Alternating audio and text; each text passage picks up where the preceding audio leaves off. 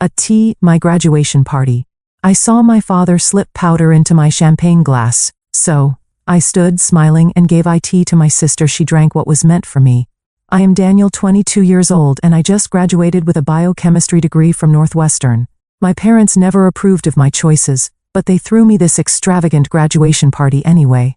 Strange, considering they called me a worthless leech just last week. As I watched the bubbles rise in the expensive champagne, I caught my father slipping a white powder into my glass when he thought no one was looking. My heart stopped. My own father was trying to poison me. If you are watching this video, tell me where you are from in the comments below. Hit that like and subscribe button as I share how I survived my parents' betrayal and found strength I never knew I had. To understand why my parents would want to harm me, you need to know about our family. The Harrises were not your typical loving household. My father, Joseph Harris, built Harris Pharmaceuticals from a small research lab into a powerhouse worth billions. His reputation for ruthless business tactics was legendary in the industry. Competitors would mysteriously lose funding or face unexpected regulatory hurdles. But publicly he maintained the image of a philanthropist and family man. My mother, Eleanor, came from old money.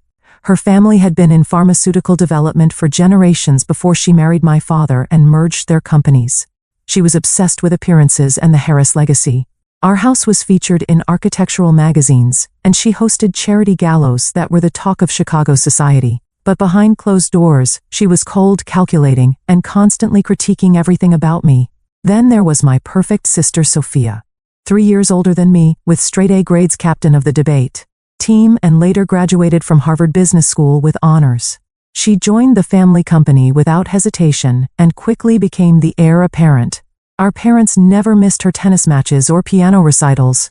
They proudly displayed her trophies and awards throughout our home. When she spoke at dinner, they listened attentively. My experience was dramatically different. Despite being a straight-A student myself, my achievements were always met with indifference. "That is what we expect from a Harris," my father would say without looking up from his newspaper. When I won the state science fair in 10th grade, my mother merely commented that my hair looked messy in the photos. They attended my events only when it would have looked suspicious to others if they had not. From childhood, it was clear they had mapped out my future. I would study pharmaceutical sciences, join the family business, and eventually run the research division while Sophia handled the business side. My protests were ignored. When I developed an interest in environmental science in high school, particularly how pharmaceutical waste affects ecosystems, my father dismissed it as tree-hugger nonsense. During my junior year of high school, I applied to Northwestern specifically for their environmental science program. The confrontation that followed was explosive. My father threatened to cut me off financially. My mother cried about family duty and tradition. I stood my ground, arguing that I could still make a difference in the world without following their exact path. After weeks of silent treatment, they relented, but with conditions. They would pay for my education, but I had to minor in biochemistry and work summer internships at their company. College brought partial freedom, but the tension escalated each year. Every holiday break was filled with passive-aggressive comments about my phase and how I would eventually come to my senses. They increased pressure during my junior year, sending job descriptions for positions in their research department. When I secured an internship with an environmental nonprofit, instead they threatened to stop paying my tuition. I took out loans for my final year rather than give in. What they did not know until recently was that my maternal grandmother, Eleanor's mother, had left me a significant inheritance in a trust that would become accessible when I turned 23 or graduated college, whichever came last. Grandma Lillian had been the only family member who supported my independence. She had been a brilliant chemist herself, but had been forced to work in the shadow of her husband. Before she passed away when I was 16, she made me promise to follow my own path. My parents discovered the inheritance 3 months before my graduation when their attorney accidentally mentioned it during a family business meeting. Sophia later told me our father had turned white with rage. The trust was ironclad, set up with independent trustees, and would give me complete financial independence. Approximately $12 million that would have gone to my parents if I had never graduated, or if I died before receiving it. The months leading up to graduation were strangely quiet. My parents stopped their usual barrage of texts and calls pressuring me about job interviews at their company. Instead, they suddenly took interest in my graduation plans. My mother called to say they wanted to throw me a proper celebration befitting a Harris. Their sudden change in behavior should have been my first warning sign. The morning of graduation dawned bright and clear, a perfect May day in Chicago. I stood in front of my apartment mirror, adjusting my cap, a mixture of pride and anxiety swirling in my stomach. After 4 years of hard work maintaining a 3.9 gigapascals while deliberately charting a course away from my family legacy, I had done it. My phone buzzed with a text from my mother. Car service will pick you up at 9:30. Do not be late. I met my parents outside the auditorium. My father was checking emails on his phone while my mother scrutinized my appearance. Could you not have done something more with your hair? She asked by way of greeting. The photographer will be taking family portraits later. No congratulations, no pride, just criticism. Sophia stood slightly apart, giving me a small, supportive smile. Danielle, the voice of my best friend Taylor, cut through the tension. She rushed over her own graduation gown, fluttering with our other close friend Zoe right behind her. They had been my lifeline throughout college, the family I had chosen for myself. We made it. Taylor hugged me tightly, whispering, "Your parents still look like they smell something bad whenever they see you." "Something's never changed," I whispered back. As my friends chatted excitedly about the ceremony and our plans to share an apartment while starting our careers, I noticed my parents step aside for what appeared to be an intense conversation. I could not hear most of it, but my father's words drifted over. "We need to solve this problem today before it gets out of hand." My mother nodded grimly, then caught me watching them. Her face immediately transformed into a practiced social smile. "Darling, we should find our seats. The ceremony will be starting soon." The graduation ceremony itself passed in a blur of speeches, name-calling, and the satisfying weight of the diploma in my hand. When Daniel Elizabeth Harris summa cum laude echoed through the auditorium, I heard Taylor and Zoe cheering wildly. My parents applauded politely, their expressions unreadable. After the ceremony, the car service whisked us to the Peninsula Chicago, where my parents had rented the entire rooftop terrace for my graduation celebration. I was stunned by the extravagance: ice sculptures, champagne fountains, gourmet catering stations, and even a small orchestra playing in the corner. Fresh flowers covered every surface, and a professional photographer circulated among the early arriving guests. "Quite the production your parents have put on," commented Dr. Lewis, approaching me with a glass of water in hand. He had been my father's research partner decades ago, before splitting off to teach at Northwestern. He had become something of a mentor to me, one of the few connections to my family world that I actually valued. "Congratulations on your impressive achievement, Danielle." "Thank you. It is a bit much, is not it?" Not really their style, at least not for me. I scanned the growing crowd. Actually, I am surprised by the guest list. Half these people I barely know. Dr. Lewis followed my gaze to where my father was speaking with 2 men in expensive suits. "Business associates," he explained. "And over there with your mother. That is Gerald Thorne, your family's attorney." He lowered his voice. "Things have been tense at the company lately. Rumors of irregularities in some clinical trials. Your father has been in closed-door meetings for weeks." My stomach tightened. "What kind of irregularities?" He shook his head. "Nothing concrete, but be careful, Danielle. Your parents seem—" He paused, choosing his words carefully. "Particularly invested in keeping the Harris legacy intact right now." As the party reached full swing, I noticed something odd.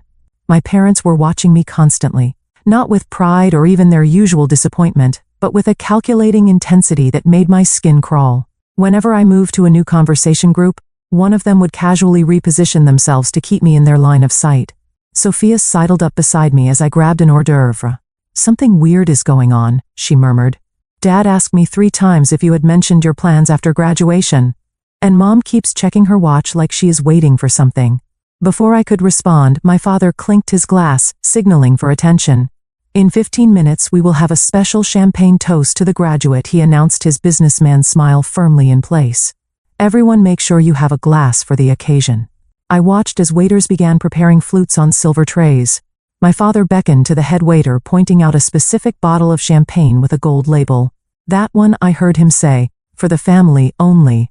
With 15 minutes until the toast, I excused myself to use the restroom. The main facilities had a line, so I slipped down a service corridor to use the employee restroom I had noticed earlier. As I approached, I heard angry whispers coming from around the corner. "Are you absolutely certain this is necessary?" My mother's voice tense and slightly higher than normal. "Do you want to lose everything we have built?" my father hissed back. The FDA investigation is gaining momentum. If they find those test results, we are finished. The trust gives her enough money to be completely independent. What if she decides to play environmental crusader and exposes the river contamination from the West facility? She has always been self-righteous enough to do it. But drugging her at her own graduation party, Joseph, we could just talk to her again.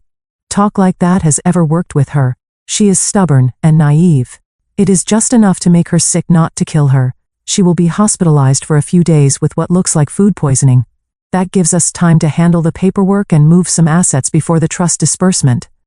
The lawyers confirmed if she dies before the official transfer next week, it reverts to us as her next of kin. Keep your voice down, my mother whispered harshly. Someone could hear us.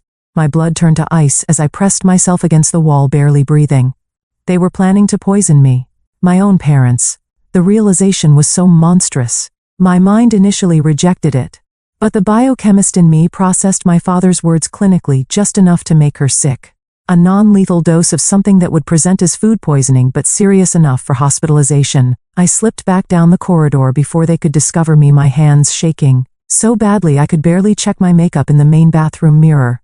I needed to appear normal to think clearly. Years of navigating my parents' emotional manipulation had taught me to compartmentalize, but this was beyond anything I could have imagined.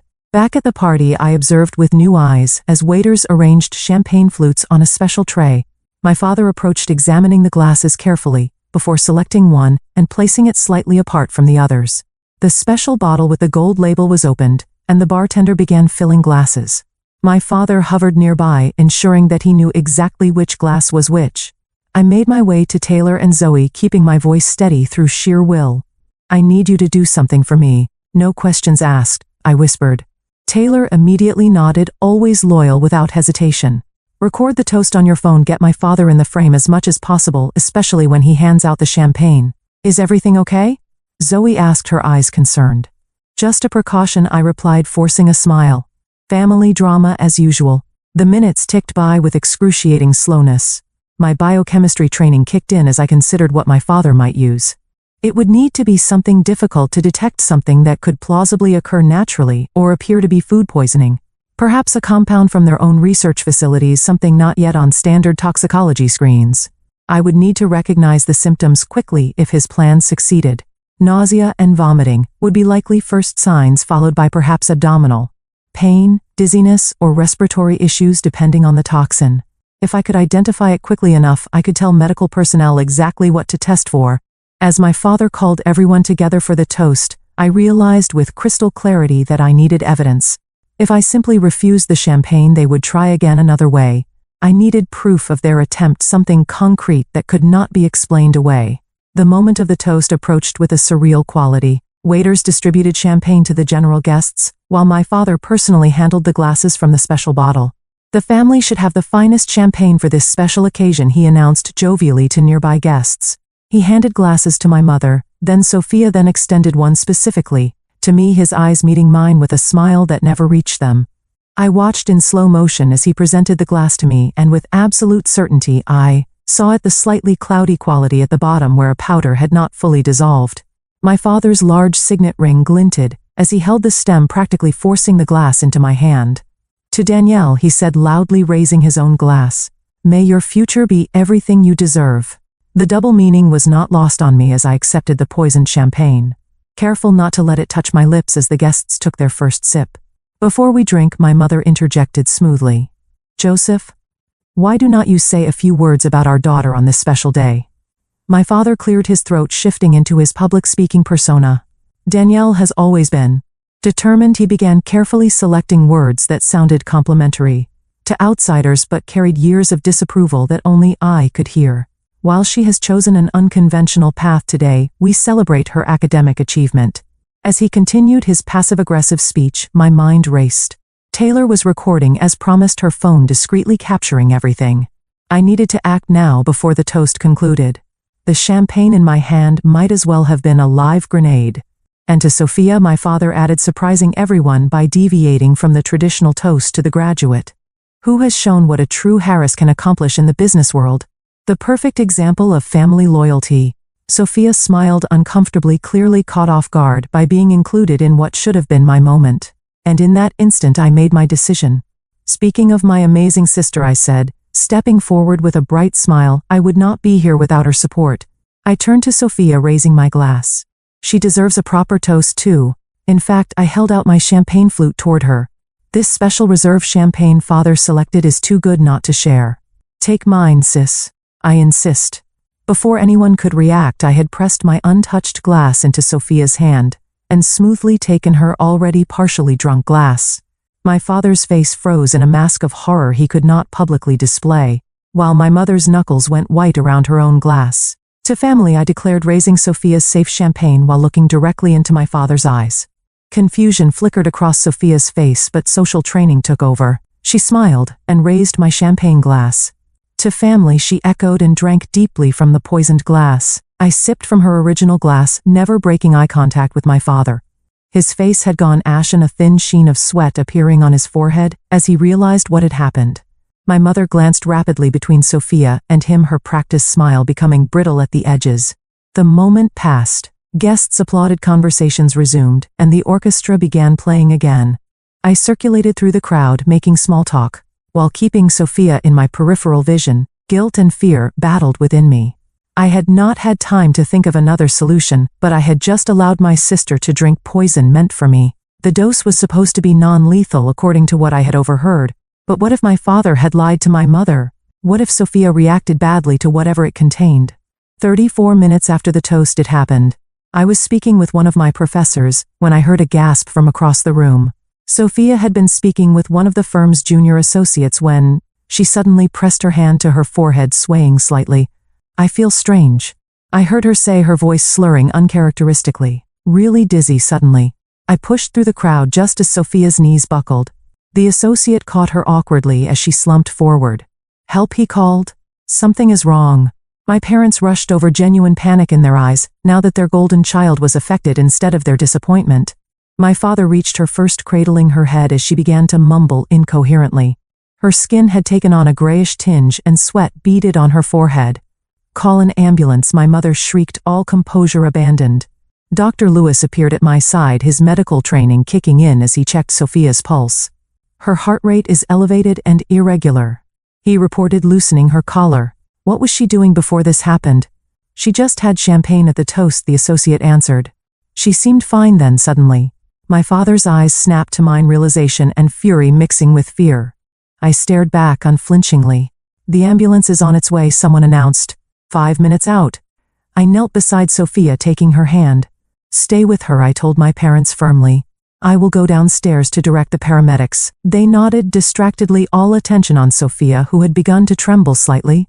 In the privacy of the elevator, I pulled out my phone and called Taylor. Meet me in the lobby right now, I instructed. Bring your phone with the recording. It is an emergency. Taylor and Zoe were waiting when the elevator doors opened. Sophia collapsed, I explained, rapidly walking toward the entrance. I need you to give a copy of that toast recording to the paramedics and tell them I suspect poisoning. Then, send me a backup. Poisoning, Zoe repeated, horrified. What the hell is going on, Danielle? I will explain everything later. Please just trust me. The ambulance sirens were audible, now growing closer. When the paramedics arrived, I approached the first one. My sister has collapsed upstairs. Symptoms include dizziness, disorientation, irregular heartbeat and tremors. I have reason to believe she ingested a toxic substance in her champagne. The paramedic looked at me sharply. You suspect poisoning. Based on what? I am a biochemistry graduate. The symptoms presented suddenly about 30 minutes after consumption. Before I could finish, my parents burst from the elevator with Dr. Lewis supporting a semi-conscious Sophia between them. The paramedics rushed forward with a gurney, their training taking over as they quickly assessed her condition. Please help her. My mother sobbed, her mascara running. She just collapsed. BP 90/60 and dropping, one paramedic reported. Pulse 120 and irregular. As they loaded her into the ambulance, my father turned to me, his voice low and dangerous. What did you do? Nothing, I replied calmly. She drank from my glass. Remember, the special champagne you selected just for me. His face contorted with rage and fear. You switched the glasses deliberately. You knew what, father, that you put something in my drink. Why would I think that? I held his gaze steadily. Unless you did. She needs family with her. A paramedic interrupted. One person can ride along. I will go, my mother insisted, already climbing in. We will follow in the car, my father said, grabbing my arm painfully. All of us. The ride to Northwestern Memorial Hospital was tense silence. My father drove while I sat in the back seat, Taylor and Zoe having promised to meet me there. My phone buzzed with a text from Taylor. Video sent to your email showing you clearly switching glasses after your father handed you one. What do I tell the police when they arrive? Police? Of course there would be police if poisoning was suspected. I texted back quickly. Tell them everything you saw. Show them the video. In the emergency room, chaos reigned. Sophia had been rushed into a treatment area with my mother wailing dramatically to anyone who would listen about her precious daughter and how she just collapsed for no reason. I approached the nurse's station directly. I need to speak with my sister's doctor immediately. I have reason to believe she ingested a toxin, and I may know what it is. The nurse looked skeptical until I added, I am a biochemistry graduate specializing in pharmaceutical compounds. Please, time might be critical. Minutes later, I was speaking with Dr. Patel, the emergency physician treating Sophia. Your sister is experiencing symptoms consistent with anticholinergic poisoning, she explained. Elevated heart rate, confusion, dilated pupils, dry mouth. We are treating her symptoms while running toxicology screens. You need to specifically test for cyclopentolate derivatives, I said. My father works with modified versions at Harris Pharmaceuticals. They are testing a new class of compounds that would not show up on standard tox screens. Dr. Patel's eyebrows rose. That is a very specific suggestion. Why do you suspect this particular compound? I took a deep breath. Because I believe my father intentionally added it to my champagne glass. But my sister drank from it instead. Her professional demeanor did not change, but she reached for the phone. I need to contact the police. Within an hour, the emergency room had transformed into a crime scene. 2 detectives interviewed staff, while a uniformed officer stood outside Sophia's treatment room. My parents had been separated for questioning my mother, loudly protesting the absurd accusations while my father demanded his attorney. I sat in a small consultation room with Detective Rivera, a serious woman with kind eyes that belied her no-nonsense demeanor. Walk me through what happened again, she requested, taking detailed notes. I recounted everything from the overheard conversation to seeing my father place powder in my champagne to the split-second decision to switch glasses with Sophia. I have biochemistry training. I recognized the symptoms when they started. I never thought he would use something potentially lethal, but I could not be sure. And why would your parents want to poison you? She asked carefully. Money, I replied simply. Control. My grandmother left me a trust worth approximately $12 million that activates next week. If I died before then, it would revert to my parents. They also recently discovered their pharmaceutical company is under FDA investigation, and they believe I might have information that could harm them.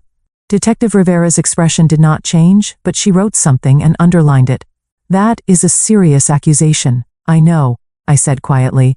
I have the video my friend took of the toast. You can clearly see my father giving me a specific glass and my decision to switch with Sophia.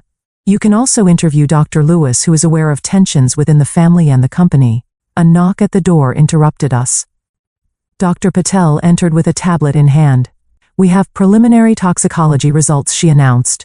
We found elevated levels of a modified anticholinergic compound, similar to, but not identical to cyclopentolate. It appears to be a research compound not yet in commercial production. Detective Rivera looked between us. In English, please. It is a laboratory-created drug that would cause symptoms mimicking severe food poisoning but with additional cardiovascular effects, I explained. Exactly the kind of compound Harris Pharmaceuticals has been developing. Only someone with access to their research facilities would have it. Will she be all right? I asked Dr. Patel anxiously.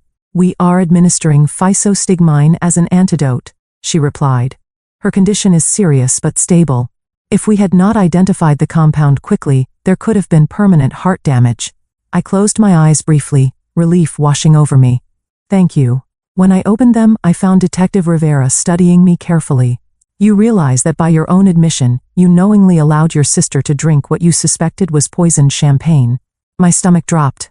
First, I did not know what else to do in that moment. I needed evidence. I thought it was just enough to make someone sick, not life-threatening. My voice shook slightly. I made a terrible decision, and I will have to live with that. Before she could respond, the door burst open, and my father stormed in, followed by a flustered officer and a sharp-looking man in an expensive suit. "This is outrageous," my father shouted. "My daughter is clearly mentally unstable and jealous of her sister's success. She has been making wild accusations about our family for years." "Mr. Harris, I must ask you to step outside," Detective Rivera said, firmly standing. "Joseph Harris, do not say another word," the suited man instructed, placing a hand on my father's arm. "I am Gerald Thorne, the Harris family attorney. My client has no comment at this time. Your client is not under arrest," yet Detective Rivera emphasized the last word. "But I suggest he cooperate fully. We have video evidence of the champagne toast and preliminary toxicology reports, confirming a research-grade pharmaceutical compound in Sophia Harris's system." My father's face went through a rapid series of emotions before settling into cold fury. "Danielle has always been troubled," he said, his voice suddenly calm and reasonable. "She was jealous of her sister, resentful of our expectations. She has threatened before to destroy our family business out of spite." "That is not true," I protested. "We indulged her environmental science whims despite her responsibilities to the family company," he continued, as if I had not spoken. "We even threw this expensive graduation party to show our support. And how does she repay us? By creating this elaborate drama and allowing her own sister to become ill." Gerald Thorne placed a business card on the table. "Detective, we will cooperate fully with your investigation, but any further questions should come through me. The Harris family is prominent in this community and we expect discretion." After they left, Detective Rivera picked up the card with 2 fingers as if it might be contaminated. "Interesting family you have, Miss Harris." "You have no idea," I replied wearily. A commotion in the hallway drew our attention. Dr. Lewis had arrived and was arguing with the officer outside Sophia's room. "I am her family physician," he insisted. "I need to review her treatment." Detective Rivera and I stepped out as Dr. Lewis spotted me. "Danielle, thank God. What happened?" "They are saying Joseph tried to poison you." Before I could answer, Dr. Patel emerged from Sophia's room. "She is asking for you, Danielle." She is still groggy but lucid. Entering the dimly lit hospital room, I felt a wave of guilt seeing Sophia connected to monitors and 4 in her arm. Her normally perfect appearance was disheveled, her skin still holding an unhealthy pallor. Her eyes fluttered open as I approached. "Hey," I said softly, taking her hand. "How are you feeling?" "Like I got hit by a truck," she replied, her voice raspy. "They told me." "Is it true? Did Dad really try to poison you?" I nodded slowly, tears filling my eyes. "I am so sorry you drank it instead. I just reacted, I did not think." "Why?" she whispered, confusion and pain clouding her eyes. "Why would he do that?" "The trust from Grandma Lillian. The FDA investigation. They were afraid I would expose contamination at the West facility." Understanding dawned in Sophia's eyes. "The sealed reports. The ones they have been keeping in the secure server."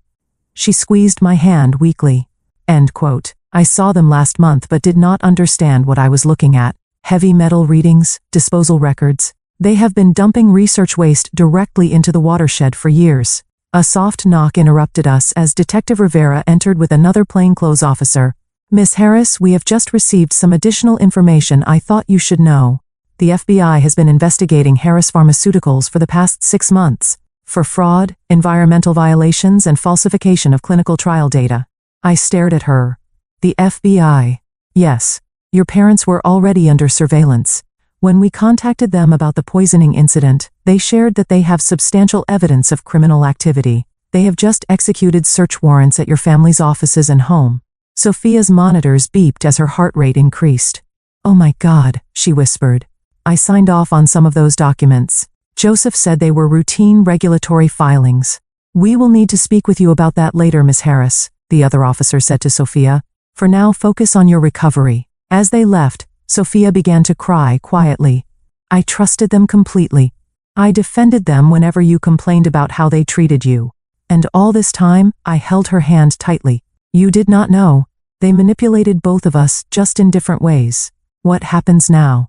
She asked, fear and uncertainty replacing her usual confidence. "Now we tell the truth," I replied simply. "All of it." The story broke in the Chicago Tribune 2 days later. Pharmaceutical CEO and wife arrested for attempted murder of daughter. Smaller headlines added, FBI uncovers massive fraud and environmental crimes at Harris Pharmaceuticals. Our family name, once synonymous with success and philanthropy, became overnight shorthand for corporate greed and familial betrayal. I moved temporarily into Taylor and Zoe's apartment, unable to face returning to my own place where reporters lurked. Sophia remained in the hospital for 4 more days, before being released into the care of our Aunt Patricia, my mother's estranged sister, who flew in from Seattle upon hearing the news. I always knew Eleanor was capable of terrible things, Aunt Patricia told me over coffee in the hospital cafeteria. But I never imagined this. I should have stayed in touch with you girls. The investigation expanded rapidly. With search warrants in hand, the FBI discovered a trove of incriminating documents at both the Harris offices and our family home. Emails detailed systematic falsification of safety data for 3 major drugs currently on the market. Environmental testing showed years of illegal toxic waste disposal that had contaminated groundwater in communities near the West facility. Detective Rivera kept me updated on the poisoning case. The lab confirmed the compound was an experimental anticholinergic from your father's private research facility, she explained during one of our meetings. He had signed it out personally 3 days before your graduation. We also found notes in his home office detailing dosage calculations. I worked with the authorities, providing everything I knew about the company operations and my parents' behavior. Days blended together in a haze of police interviews, meetings with prosecutors, and checking on Sophia's recovery. A week after the incident, I met with Special Agent Donovan from the FBI at his request. He spread photographs across the table between us. Do you recognize this location? I studied the images of what appeared to be a storage unit. Inside were boxes of documents, several laptop computers, and most disturbingly vials of various compounds carefully arranged in temperature-controlled containers. No, I replied. I have never seen this place. It is a storage unit rented under your name, he said, watching my reaction carefully. Opened 6 months ago with what appears to be a forged signature. My blood ran cold. They were planning this for months, setting me up in case their original plan failed. It appears so, Agent Donovan agreed. We found evidence on your father's computer of multiple contingency plans. The poisoning attempt was actually Plan C. Plans A and B involved more elaborate setups that would have implicated you in corporate espionage and data theft. As the case built, more family secrets emerged. Financial records revealed my parents had been siphoning company funds into offshore accounts for years. Former employees came forward with stories of being fired after raising safety concerns. 3 families filed lawsuits claiming their loved ones had died from side effects that Harris Pharmaceuticals had deliberately concealed during clinical trials. Through it all, Sophia and I grew closer than we had ever been. The golden child facade crumbled as she processed her own sense of betrayal and manipulation. I was their puppet, she admitted, during one of our long talks in her recovery room. Everything I did was to please them. My whole identity was built around being the perfect Harris daughter. You were also their shield, I pointed out gently. As long as you were the successful, obedient one, they could dismiss me as the problematic child rather than questioning their own behavior. 2 weeks after the incident, we received word that our parents were being held without bail after the judge deemed them flight risks due to their substantial overseas assets. Their preliminary hearing was scheduled for the following week. On the morning of the hearing, Sophia and I met for breakfast at a quiet cafe far from the courthouse. She still moved carefully, her body not fully recovered from the poison. Are you ready for this? I asked, stirring my untouched coffee. No, she admitted. But we need to be there. I need to look them in the eyes. The courthouse steps were crowded with reporters who shouted questions as we approached. Inside the hearing room fell silent as we entered, all eyes turning to observe the poisoned daughter and the targeted one. Our parents sat at the defense table, both dressed impeccably, despite weeks in detention. My mother's eyes filled with tears when she saw Sophia, but my father stared straight ahead, refusing to acknowledge either of us. The evidence presented was damning. The prosecution displayed the video of the toast showing clearly my father, giving me the specific glass, and my subsequent switch with Sophia. They presented the toxicology reports, the compound trace matching exactly to samples found in my father's private lab. Financial records demonstrated the motive, my trust fund that would have reverted to them upon my death. Most shocking to the spectators was a recorded phone call my father had made from detention to a business associate, asking him to clean up the situation with those river samples, and mentioning that Danielle was always the problem child, never understanding family loyalty. When the judge ruled there was more than sufficient evidence to proceed to trial, On all counts, including attempted murder, my mother collapsed in theatrical sobs. My father remained stone-faced, only his clenched jaw betraying his fury. Outside the courthouse, reporters swarmed again. Sophia surprised me by taking my hand and addressing them directly. My sister and I are cooperating fully with authorities. We ask for privacy during this difficult time as we come to terms with our parents' betrayal. Thank you. As we pushed through the crowd toward our waiting car, a reporter called out, "Did you know your sister was switching the glasses? Were you part of the plan?" Sophia stopped cold, turning back with unexpected fire. My sister saved my life. Our parents tried to poison her. And when she realized it, she had seconds to decide what to do. She has carried unnecessary guilt for my suffering, but the only people responsible are Joseph and Eleanor Harris. They were willing to kill their own daughter for money and to cover up their crimes. That is the story you should be telling. In the following days, more family members we had barely known reached out. Cousins, distant aunts, my father's brother, who had been ostracized from the family decades ago for whistleblowing on an earlier pharmaceutical scandal. It seemed our family tree was filled with similar stories of control, manipulation, and retribution against anyone who challenged the Harris way. Sophia and I began the painful process of separating ourselves legally and financially from our parents. We hired our own attorney, a kindly but razor-sharp woman named Vivian Santos, who helped us navigate the complexities of our situation. "Your grandmother's trust is secure," she assured me during one meeting. "The trustees have accelerated the transfer given the extraordinary circumstances.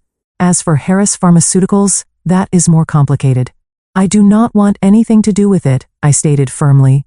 Sophia nodded in agreement. "Neither do I, but we have a responsibility to the employees who were not involved in the criminal activities, and to the communities affected by the contamination. There is also the matter of your parents' personal assets," Vivian continued. "Much will likely be seized by the government or directed toward victim restitution, but there will still be substantial holdings that would typically pass to you as their only children." I looked at Sophia, seeing my own conflict reflected in her eyes. "We need time to think about that," I said finally. As summer progressed, the case against our parents strengthened. 3 former Harris Pharmaceuticals executives agreed to testify in exchange for reduced sentences. Environmental testing confirmed widespread contamination attributed directly to improperly disposed research chemicals. The estimated cleanup costs exceeded $100 million. In August, 2 months after the graduation party incident, Sophia and I returned to our childhood home with FBI agents to identify additional documents and evidence.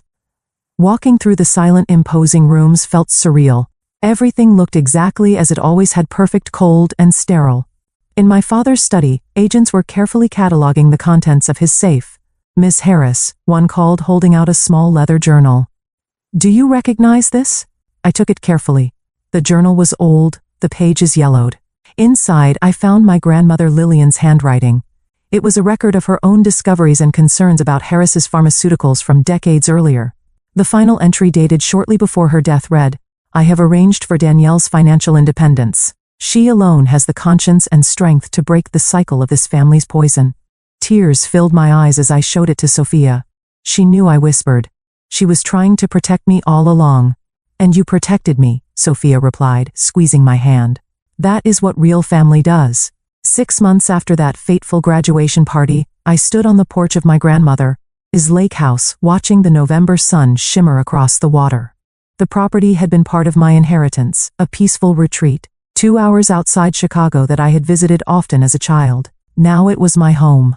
At least temporarily, as I figured out my next steps. The trust had been officially transferred to me 3 weeks after the incident. The trustees agreeing unanimously to expedite the process given the extraordinary circumstances.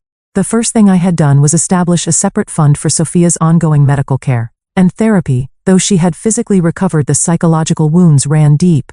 Hot chocolate delivery called, a voice behind me. Sophia emerged from the house carrying 2 steaming mugs bundled in one of my oversized sweaters. She had moved in with me a month ago after selling her downtown condo too, full of memories of family, business, dinners, and parental approval. Perfect timing. I smiled, accepting the mug gratefully. "I was just thinking about how much has changed." "Everything," she agreed, settling into the Adirondack chair beside mine. "Remember when we used to come here with Grandma Lillian? She would let us stay up late watching the stars while telling us stories about women scientists who changed the world." I remember Mother hating those trips. I laughed softly. She was convinced Grandma was filling our heads with dangerous independence. She was right about that at least. Sophia's smile turned contemplative. The prosecutors called this morning. They are offering a plea deal. My hands tightened around the warm mug. What kind of deal? 20 years for Father on the attempted murder charge, plus the environmental crimes. For Mother if she testifies about the corporate fraud. She paused. They want to know if we object. I stared out at the lake watching an eagle circle lazily above the water. Do you? I do not know, she admitted. Part of me wants them to face a full trial to have everything exposed. But another part just wants it to be over. I finished for her. I understand. We sat in comfortable silence, a new dynamic for sisters who had spent most of their lives as strangers occupying the same family space. The past months had forged a genuine bond between us built on shared trauma but expanding into real friendship and trust. My phone buzzed with a text from Dr. Lewis. Environmental job interview went well. They were impressed by your research proposal on pharmaceutical waste remediation. Call me for details. I smiled, showing the message to Sophia. After the dust had settled, I had begun reaching out to environmental science firms specializing in industrial contamination cleanup. My biochemistry background combined with my environmental focus made me uniquely qualified to work on pharmaceutical pollution specifically. It felt right using the Harris knowledge to heal some of the damage my family had caused. Sophia had her own healing journey. She had resigned from Harris Pharmaceuticals immediately after being released from the hospital and had spent months helping authorities understand the company's operations and identifying which executives had been complicit in the crimes. Now she was considering law school, inspired by the prosecutors and victim advocates she had met through our case. The house is being seized next week, she mentioned, referring to our childhood home. They wanted to know if there is anything personal we want to retrieve first. I shook my head. Nothing I need there. What about you? I already took the photo albums. The real ones. Not the staged family portraits Mother kept in the living room. The candid ones Nora used to take. Nora had been our housekeeper for 15 years. The closest thing to a loving maternal figure we had experienced daily. Have you heard from Nora? I asked. She is in Florida with her daughter. She sent me a care package last week with homemade cookies and a note saying she always knew we would break free eventually. The criminal proceedings continued their slow progression through the justice system. Our parents maintained their innocence publicly. While their attorneys negotiated frantically behind the scenes, the evidence was overwhelming, with new details emerging regularly as former employees came forward. Most painfully, we discovered through corporate emails that our parents had known about the environmental contamination for over a decade. Communities downstream from the factory had experienced elevated cancer rates and birth defects. Information my parents had systematically suppressed through confidential settlements and manipulated studies. I channeled my anger into action, establishing a foundation with part of my inheritance, dedicated to providing healthcare and environmental testing for affected communities. It could not undo the damage, but it was a start toward making amends for the Harris legacy. The media gradually lost interest in our story as newer scandals emerged, allowing us precious anonymity to rebuild our lives.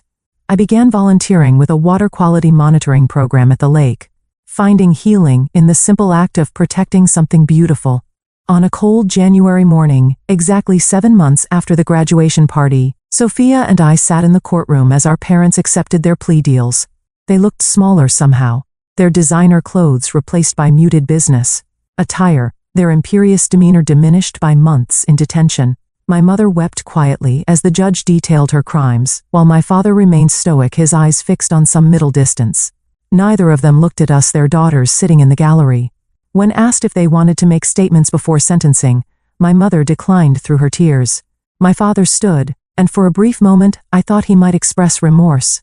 Instead, he spoke about his lifetime of contributions to medical science, and how he had always done what was necessary to protect the family business. He described himself as a victim of changing regulatory standards and expressed hope that history would judge him more fairly than this court. Not once did he acknowledge the communities his company had poisoned the patients, harmed by falsified drug safety data, or his attempt to murder his own daughter. In his mind, he remained justified, a man who had merely done what was necessary. As the bailiff led them away to begin their sentences, I felt a complex wave of emotions: sadness for what our family could have been, anger at their continued refusal to take responsibility, but predominantly an overwhelming sense of relief.